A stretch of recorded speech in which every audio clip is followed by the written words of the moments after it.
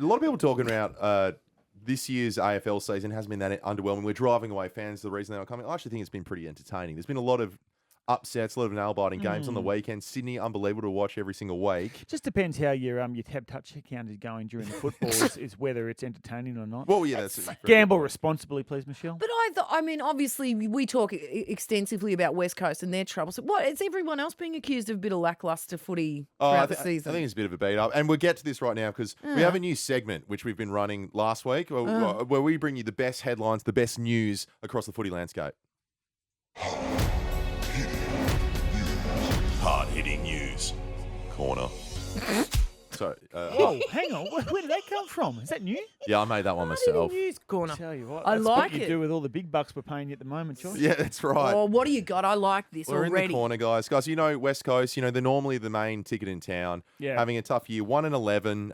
On the weekend, bit of an improvement against Adelaide. We're looking for anything, Michelle. We're taking anything. After a very slow start, their next three quarters was pretty even, I think. A lot of, you know, I don't know how you would approach it if you're Adam Simpson. A lot of time looking into the mirror, a lot of time discussing with guys, a lot of throwing markers around. And we were discussing this, but I saw a headline today this one was from 6PR. I'm sorry to name them, but you know, they're heading into the bye round. Yep.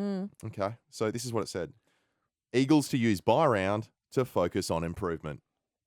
So they're 1-11. Yeah, okay. So, how are they going to improve in the bye round? By not losing? More training. Oh, yeah, that's right. It's a bit of a stalemate. See, because if it was me, I'd be drinking heavily. And all that sentence says to me is we won't be drinking heavily. Introspection, Mish. Maybe that's what they need. I remember when we sucked in our under-17s team for basketball, and one time we just went and played Zone 3. And you know what? We came out of it, we lost by about 30, so that was pretty good as well. So using the time to... But you know what? Fremantle on the other side of town, you know, they have two massive wins.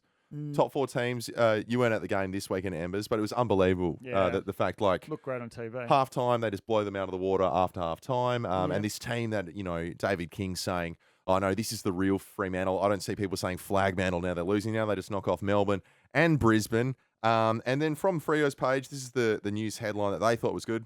From Mr. Fix It to Mr. Fix My Jumper. So it was about James Aish got his jumper ripped. I saw that. I did see the that. reason why he went from long sleeves to short sleeves during the game? The amount of interest in this story. Mate. Maybe it's merited. It's very Oscar-esque. They were all off the shoulder, asymmetrical dresses. He's just gone down that track, I feel. He had a really good goal, so he was fine. And he was the man in the moment at the time. They've had a lot of guys step up this year that weren't necessarily a high draft pick or anything like that. James Aish was originally traded to the Dockers, and he's filled the void. And you know what? He's even getting his own headline any way they possibly can. Yeah, that's right. The headline.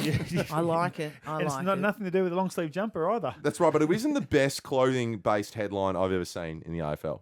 That's pretty good. That's pretty good. A guy named Andrew Walker back in 2011. Okay, he played for Carlton. Do you remember? He took a massive hanger in his debut on my head.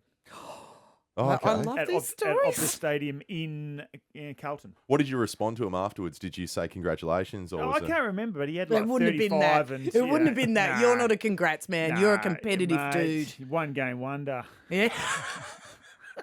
He was a very good player. Well, his headline was even better. This is one that gets brought up a lot, and this clothing base with the Mr. Fix-It line. It just says, "Hats off to Andrew Walker, but he was wearing a hat." Oh. Yeah.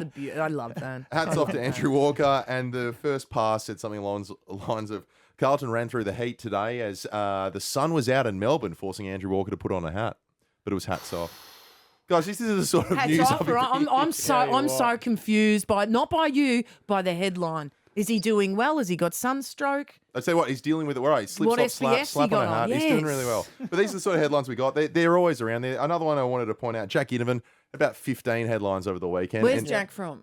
He's from Collingwood. Right, okay. He's the number one. They want to chuck him on every single headline because Gotcha. he gets the clicks, Michelle. Gets the clicks. Yeah. Hopefully like this segment too. Guys, I'll bring him to you next week.